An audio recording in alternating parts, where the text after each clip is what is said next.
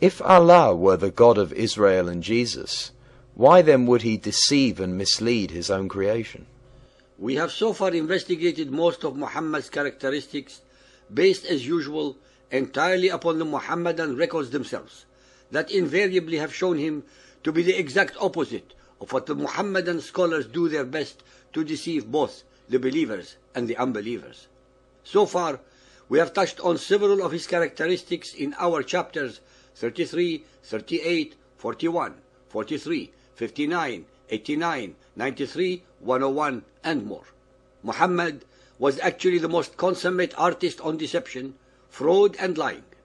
The Arabs of the so-called Jahiliyyah, days of ignorance, had more honor, veracity, and decency than they ever had or could ever have after Muhammad and his Quran have done to pervert them.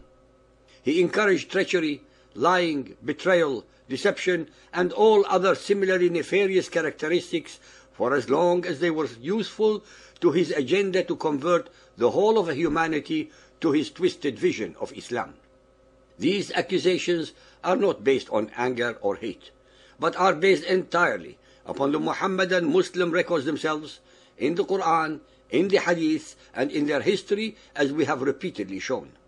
Ladies and gentlemen, I would like to remind you of the conclusions that we have made about Muhammad and his Allah in chapter 29, Satanic Quran.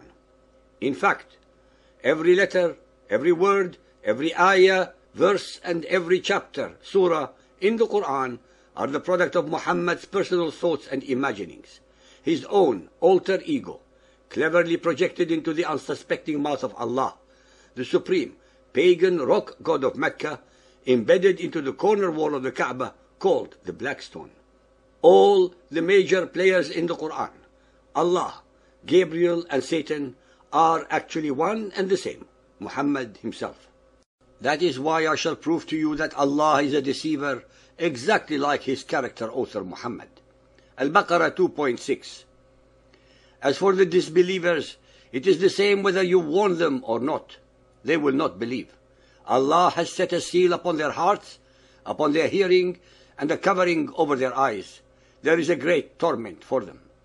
The disbelievers will not believe because Allah had already predestined them to be so. Allah has set a seal upon their hearts, upon their hearing.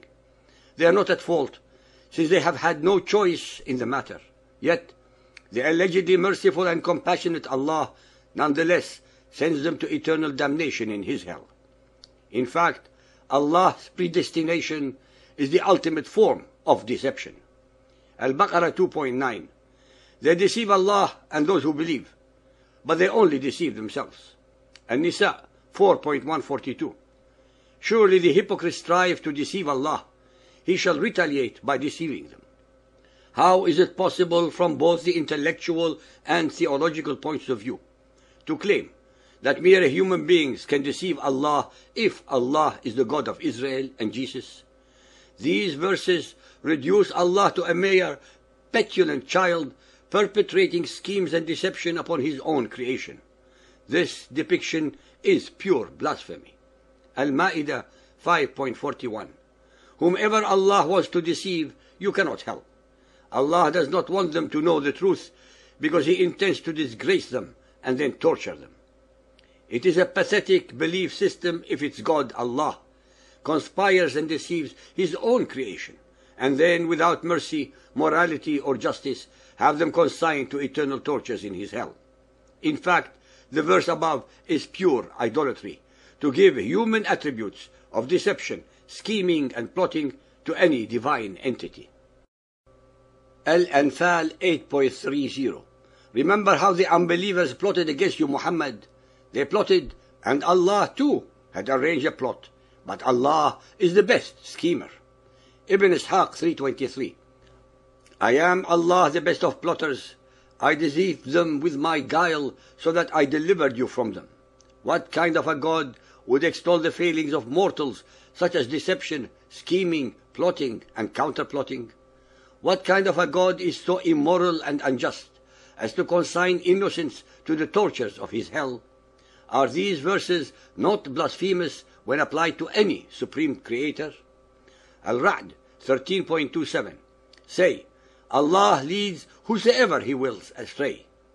Does the reader need any more unambiguous statements asserting the predestination of mankind? If mankind is predestined, what for is then the need for religion? And if there is no need for religion, then there is obviously no need for prophets or for Satan. Hence, there is no purpose for Muhammad or his Quran. Al-Ghafir 40.32. Any whom Allah causes to err, there is no guide. That is how Allah leads the skeptics astray. Muhammad's Allah, being a reflection of his own character, is full of deception and betrayal.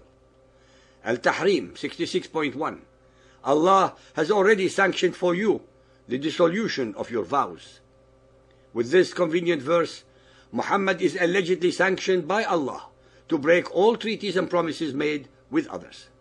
I can go on reciting further such abominations, but will not, because I would prefer our listeners to investigate them themselves and then tell us what they think. Ladies and gentlemen, believers and unbelievers, again and again and again, the hadiths paint a disgusting and unholy but truthful and factual portrayal of Muhammad's Allah. Even in the 21st century, 1400 years later, nothing has changed. The modern followers of Muhammad, politicians, educators, leaders and their media do their best to deceive the unbelievers as well as the believers by doing their utmost to pretend at distancing themselves from those whom they call radical Muslims. In fact and in reality, by their deafening silence, they actually agree, condone and support suicide bombings, assassinations, terror and the undermining of our democracies with the sole purpose of their publicly declared aim of Islamizing the whole of humanity.